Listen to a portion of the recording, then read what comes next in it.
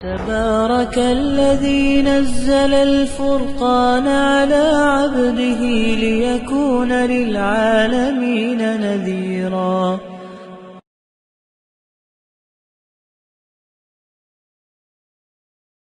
بسم اللہ الرحمن الرحیم، الصلاۃ والسلام علی رسول اللہ صلی اللہ علیہ وآلہ وسلم۔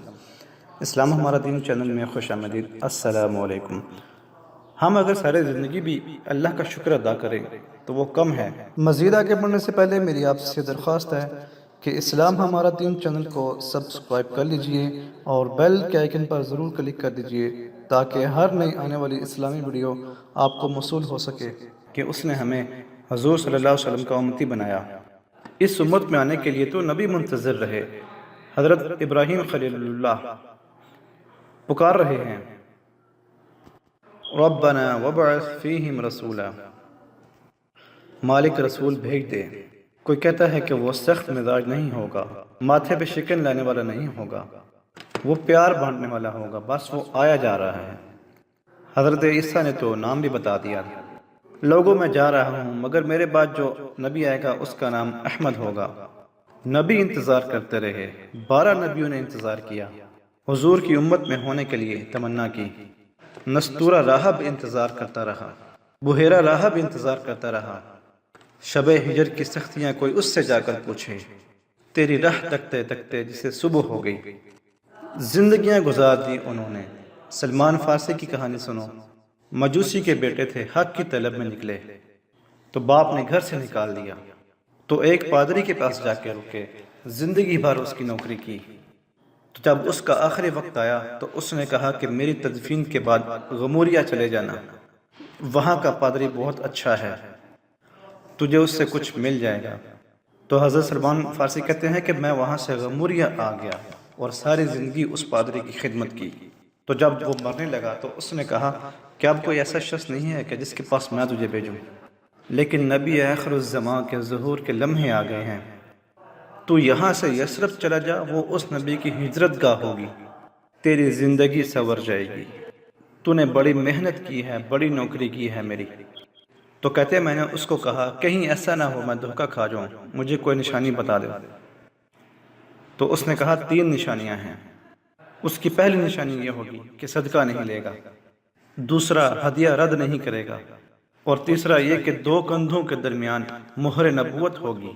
کہتے میں نے اس کی تدفین کی اور یثرب کی طرف جاتے ہوئے قافلے کے ساتھ میں شریک ہو گیا، تو انہوں نے مجھے پکڑ کر اپنا غلام بنا لیا، لیکن میرے پہ مہربانی یہ کی کہ مجھے بیچا جا کر مدینہ میں ایک یہودی نے مجھے خرید لیا۔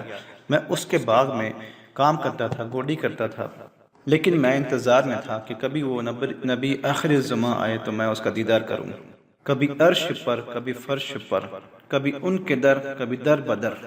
غم عاشقی تیرا شکریہ، میں کہاں کہاں سے گزر گیا۔ کہتے ہیں ایک دن میں اپنے باغ میں کھجوریں توڑ رہا تھا کہ ہواؤں میں مستی پیدا ہو گئی اور ہر سمت سے طلع البدر علینا کے ترانے گونجنے لگے۔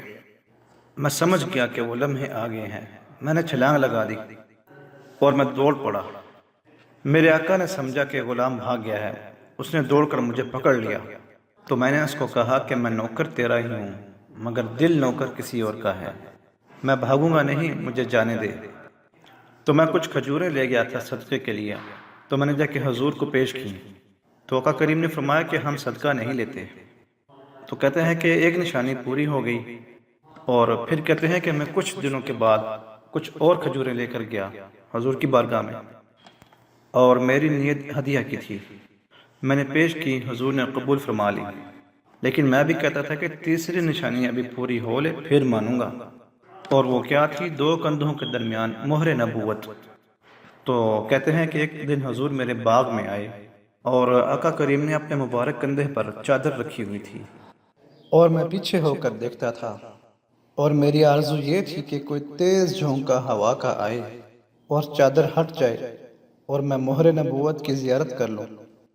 حضور میرے ارادہ قلب سے آگاہ ہوئے، حضور نے چادر اتار کر میری جانب پھینکی اور پھر اپنا رخ میری طرف کر کے فرمایا کہ اس پادری نے جو بتایا تھا دیکھ آ کے، تو کہا کہ میں نے دیکھا کہ حضور کے دو کندھوں کے درمیان مہر نبوت ہے، محمد جانے جانا ہے، پیغمبر ہو تو ایسا ہو، رسولوں کی بشارت سے مبشر ہو تو ایسا ہو۔